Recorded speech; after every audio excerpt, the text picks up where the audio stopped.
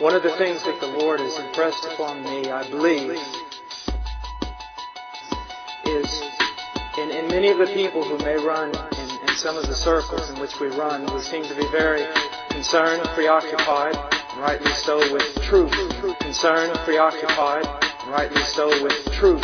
Concerned, preoccupied, rightly so, with truth. Satan. Yeah, Jeff. You're a punk. Yeah, I know I am, Jeff.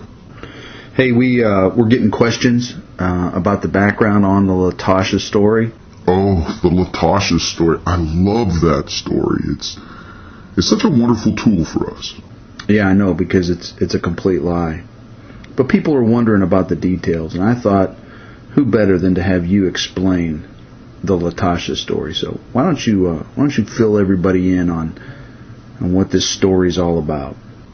Well, great. I'd love to. It's a great tool for us. It started back in September of last year, and we needed a real legitimate source on YouTube to validate abortion. You know, abortion's real important to us and to what we do. We want the babies dead, and we support abortion. And that's just something that's important to us. So we convinced Barack Obama to support it, and then we needed local people to do it, kind of a grassroots effort.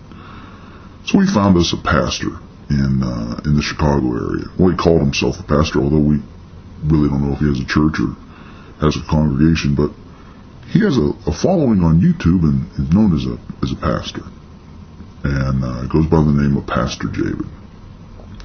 So we had him make a video and talk about why he supports Obama and why he supports abortion.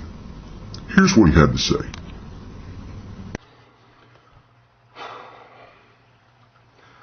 I want to tell you a story. And maybe after this story you'll understand why I take the stance that I do on abortion.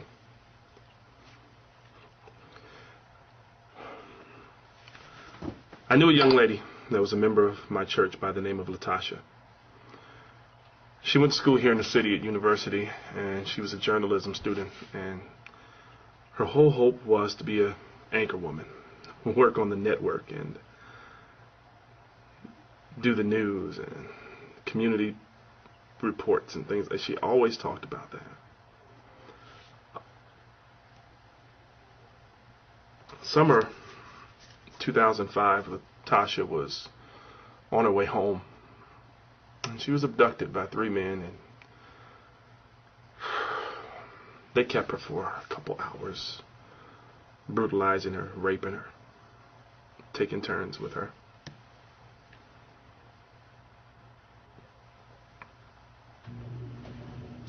And they dropped her off right where they picked her up at. Bloody, beaten, violated.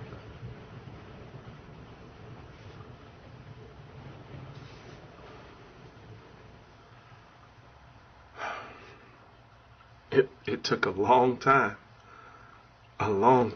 to get Tasha back to where she could feel comfortable being around people again. I don't know how long it was, but I can remember how afraid she was. She was 20 years old, but she went back to almost being a 10-year-old. It was so sad.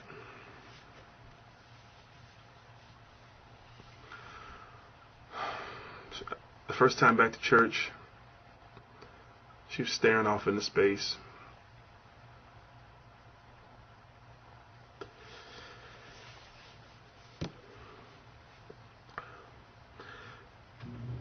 And the girl we knew wasn't there. She just wasn't there.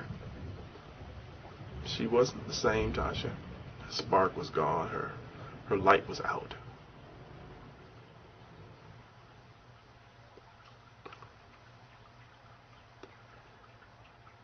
I remember I got a call from her mother, and she said, "You need to come over here and talk to her. She's acting crazy."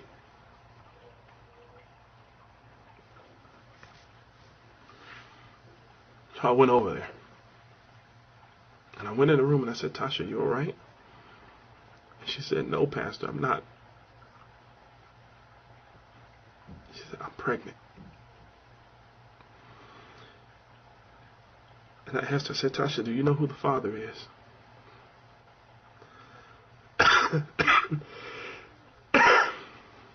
She looked at me like I was crazy. She said, it was one of the guys in that car.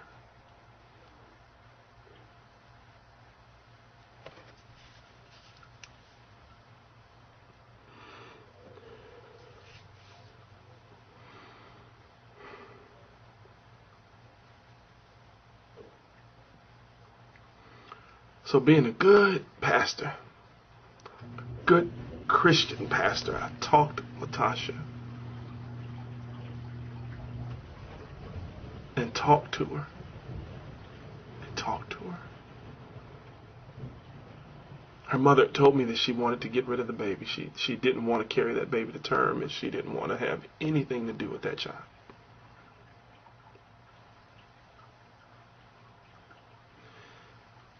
And I said, Tasha, it's a life.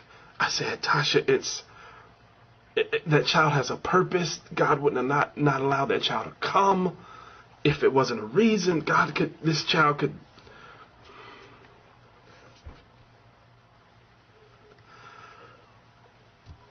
So after a long time,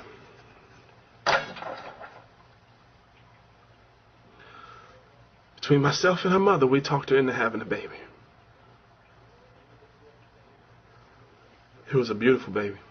He was a very handsome young man. But he only lived for 3 weeks. Because 3 weeks later, Tasha killed herself.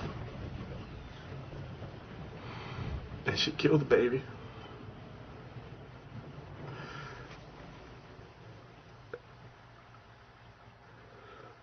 And she left a note saying, I can't do this.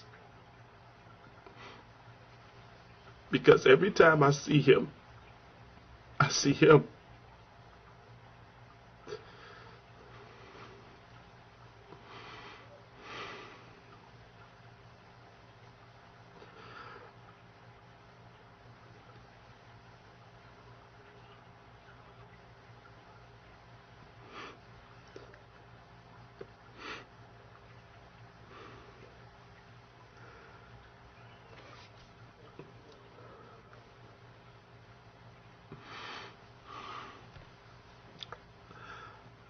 I have never been able to forgive myself for that.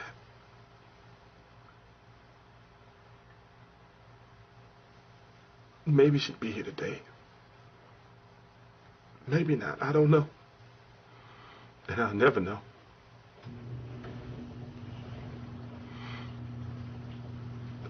But the only thing I do know is that I hope God will forgive me for not listening to her. She tried to tell me she couldn't do it. She tried to tell her mother she couldn't do it.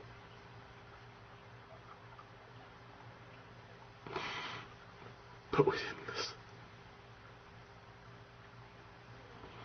We didn't listen.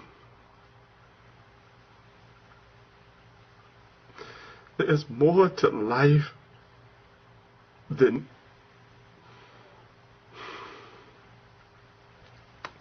there's more to life.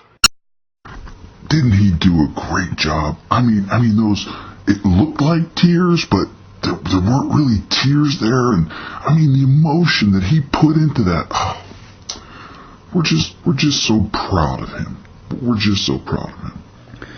Well, Satan, I'm sure you may be proud of him, but shortly thereafter, we started asking some questions.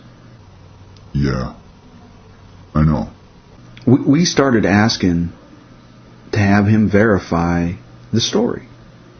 It was a very emotionally pulling story to justify something that's anti-Christian. He's supposed to be a Christian pastor, and So I started to poke around, and a couple other people started to poke around and just ask for some confirmation on the story.